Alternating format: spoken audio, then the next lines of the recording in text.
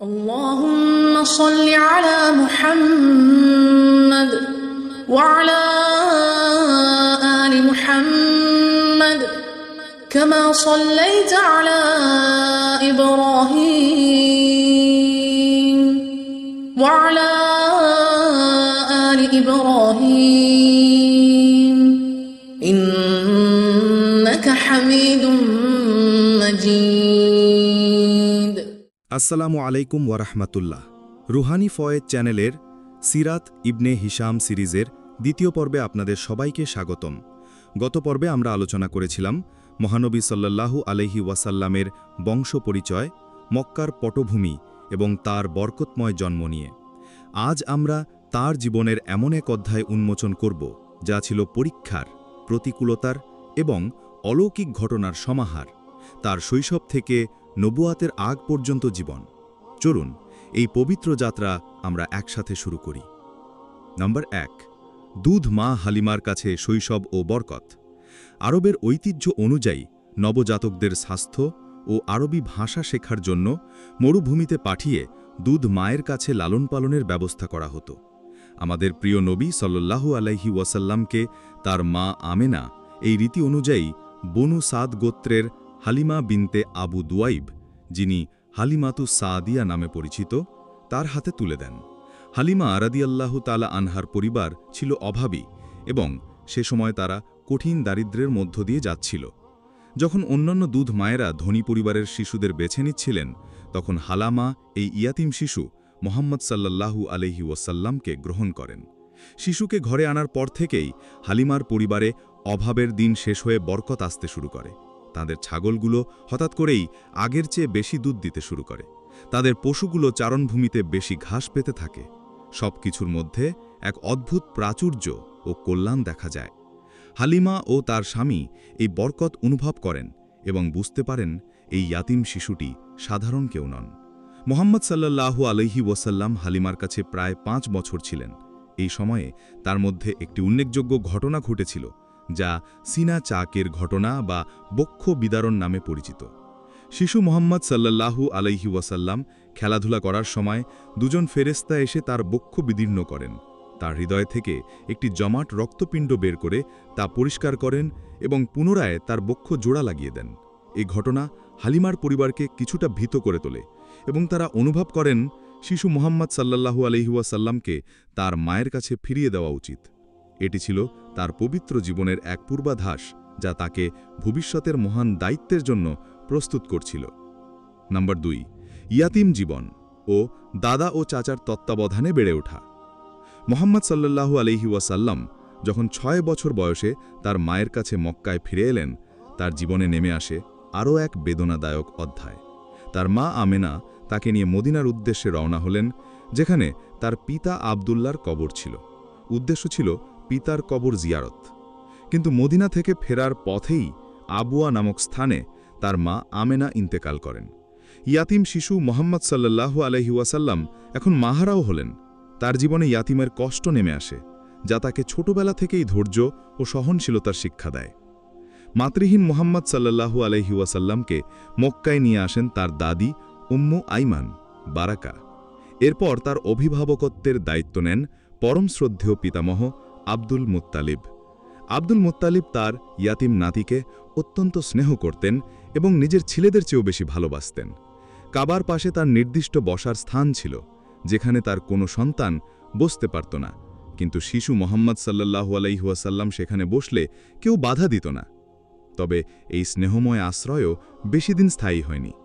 মুহাম্মদ সাল্লাল্লাহু আলাইহি ওয়াসাল্লাম যখন 8 বছর বয়সে পদার্পণ করলেন, তখন তার পিতামহ আব্দুল মুত্তালিবও ইন্তেকাল করেন। এরপর তার অভিভাবকত্বের ভার গ্রহণ করেন তার চাচা আবু তালিব। আবু তালিব দরিদ্র ছিলেন, কিন্তু অত্যন্ত সৎ ও দয়ালু মানুষ ছিলেন।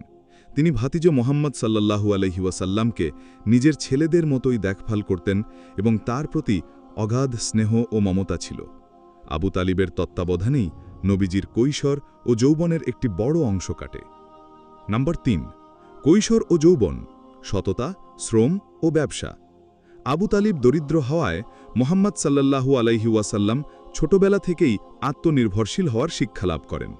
তিনি মক্কার আশেপাশে বকরি চড়াতেন, যা ছিল সে সময়ের একটি সাধারণ কাজ, এবং এর মাধ্যমে তিনি প্রকৃতির কাছাকাছি থেকে চিন্তাভাবনার সুযোগ পেতেন। তার এই পরিশ্রমী জীবন তাকে বিনয়ী, ধৈর্যশীল ও আত্মমর্যাদাশীল করে তোলে।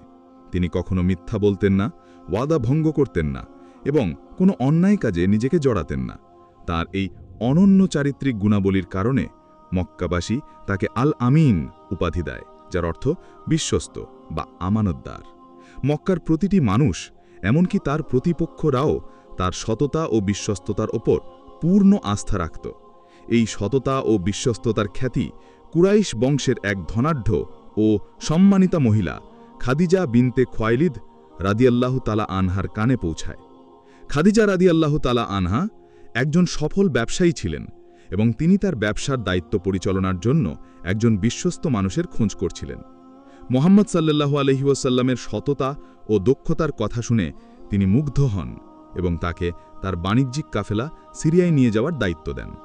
মুহাম্মদ সাল্লাল্লাহু আলাইহি ওয়াসাল্লাম এই ব্যবসায় অসাধারণ সফলতা লাভ করেন এবং খাদিজার প্রত্যাশার চেয়েও বেশি মুনাফা নিয়ে ফিরে আসেন। নম্বর 4, হযরত খাদিজা রাদিয়াল্লাহু তাআলা আনহার সাথে বিবাহ ও কাবা পুনর্নির্মাণে ভূমিকা। মুহাম্মদ সাল্লাল্লাহু আলাইহি ওয়াসাল্লামের সততা, দক্ষতা এবং উন্নত চারিত্র দেখে খাদিজা রাদিয়াল্লাহু তাআলা আনহা তার প্রতি মুগ্ধ হন। খাদিজা রাদিয়াল্লাহু তাআলা আনহার বয়স তখন 40 বছর এবং তিনি দুবার বিধবা হয়েছিলেন, আর মুহাম্মদ সাল্লাল্লাহু আলাইহি ওয়াসাল্লামের বয়স ছিল 25 বছর। খাদিজা রাদিয়াল্লাহু তাআলা আনহা তার বান্ধবী নাফিসা বিনতে মুনাব্বেহের মাধ্যমে মুহাম্মদ সাল্লাল্লাহু আলাইহি ওয়াসাল্লামকে বিবাহের প্রস্তাব পাঠান। রাসূলুল্লাহ সাল্লাল্লাহু আলাইহি ওয়াসাল্লাম তার চাচা আবু তালিবের সাথে পরামর্শ করে এই প্রস্তাব গ্রহণ করেন। এই বিবাহ ছিল অত্যন্ত বরকতময় এবং এটি ছিল ইসলামের ইতিহাসে এক গুরুত্বপূর্ণ অধ্যায়। খাদিজা রাদিয়াল্লাহু তাআলা আনহা ছিলেন নবীজির প্রথম স্ত্রী এবং নবুয়ত লাভের পর তিনি প্রথম ইসলাম গ্রহণ করেন। তিনি তার ধন সম্পদ, সমর্থন এবং ভালোবাসা দিয়ে নবীজিকে সবচেয়ে কঠিন সময়ে পাশে ছিলেন। এই বিবাহ ছিল এক প্রেম, বিশ্বাস ও পারস্পরিক সম্মানের আদর্শ। এর কয়েক বছর পর মুহাম্মদ সাল্লাল্লাহু আলাইহি ওয়াসাল্লামের বয়স যখন প্রায় 35 বছর, তখন মক্কার কাবা ঘর পুনর্নির্মাণের প্রয়োজন দেখা দেয়। বন্যার কারণে কাবার দেয়াল ক্ষতিগ্রস্ত হয়েছিল এবং কুরাইশরা সম্মিলিতভাবে এটি পুনর্নির্মাণের সিদ্ধান্ত নেয়। যখন হাজরে আসওয়াদ বা কালো পাথর স্থাপন করার পালা আসে, তখন বিভিন্ন গোত্রের মধ্যে প্রচণ্ড বিবাদ শুরু হয়। প্রত্যেক গোত্রই এই পবিত্র পাথর স্থাপনের সম্মান দাবি করছিল, যা একটি বড় ধরনের গোত্রীয় যুদ্ধের দিকে নিয়ে যাচ্ছিল।